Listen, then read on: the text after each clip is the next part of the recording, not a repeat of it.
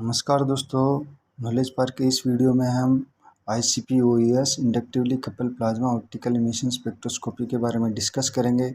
इसमें हम liquid sample लेते हैं। लिक्विड सैंपल को हम न्यूबिलाइजर के through converted into the fine aerosol या tiny droplets. If the spray chamber larger droplets are drained away and the fine droplets directed into the plasma. In the plasma, sample aerosol, vaporized, atomized, ionized, excitation, and emission. At the emission stage, the specific wavelength of light will emit and transmitted to the high resolution, and it separated to the specific wavelength for the element to be measured to the detector. Light intensity for each different element are quantified, and software will convert into the concentration unit. So the sample which element contain in exactly what amount are really present in the sample. And इसमें plasma use होता है। Plasma we are continuously applying heat to the gaseous form, another change of stage. This substance can go from a gaseous to stage of matter called plasma. If the sample is solid, it will be mixed with solvent, so convert in solution form. This is the draw diagram of ICP-OES.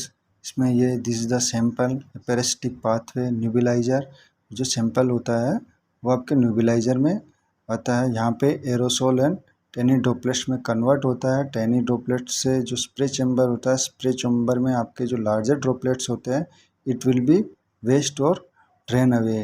जो smaller droplets होते हैं it will be directed to the plasma.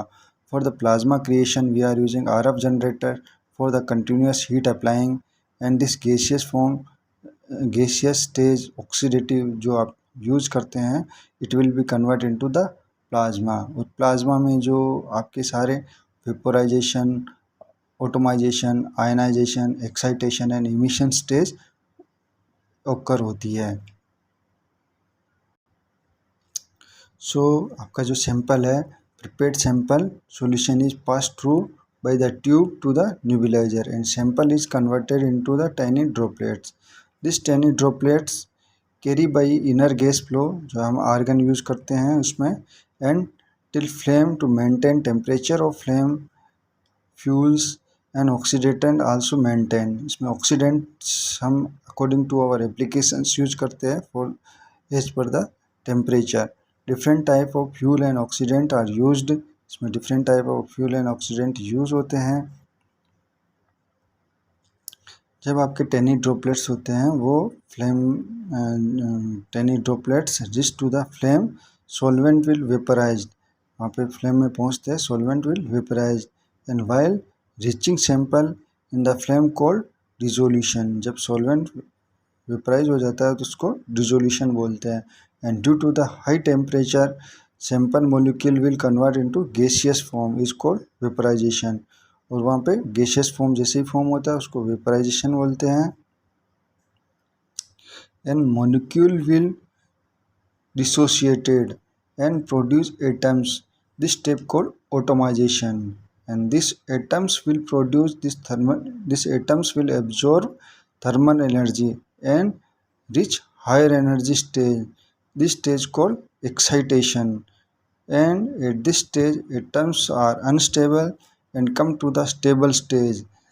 They will emit radiation. This stage called emission. ये सारी stage plasma में होती है। यहाँ पे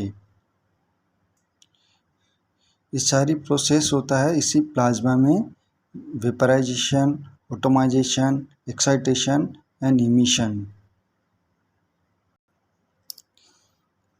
ये आपका एनर्जी लेवल्स है, ये न्यूक्लियस है, ये आपका first, second and third orbital है। Energy, every atom have a different energy levels, every atom have a different energy level and the energy level is depend on electron proton ratio and even atoms, every atom have different electron proton ratio, so every atom have different energy levels. Due to this every atoms will produce different radiations. So the every atom is forming unique spectrum. जो emission stage होती है plasma में, उसमें जो spectrum form होता है, जो specific radiation emit होती है, उसको डिटर्मिनेशन के लिए radiation to determine specific radiation we are using monochromator use करते हैं.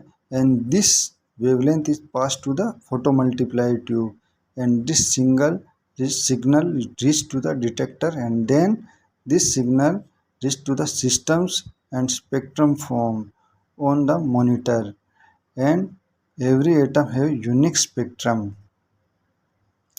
यहाँ पे इमिशन जो इमिट होती है रेडिएशन, उसको यहाँ पे फोटो मल्टीप्लाई ट्यूब से डिटेक्ट करते हैं. यहाँ से फिर मोनोक्रोमीटर से फोटो मल्टीप्लाई ट्यूब, और फोटो मल्टीप्लाई ट्यूब से ये डिटेक्टर में डिटेक्ट होता है. और यहाँ से आपका जो वेवलेंथ और इंटेंसिटी पे कर्व डिनोट होता है, हम पीसी पे देख सकते हैं. For the quantitative sample analysis we are using known sample. On the basis we are forming calibration curve and then running unknown sample, so we can get a concentration. Thank you दोस्तों.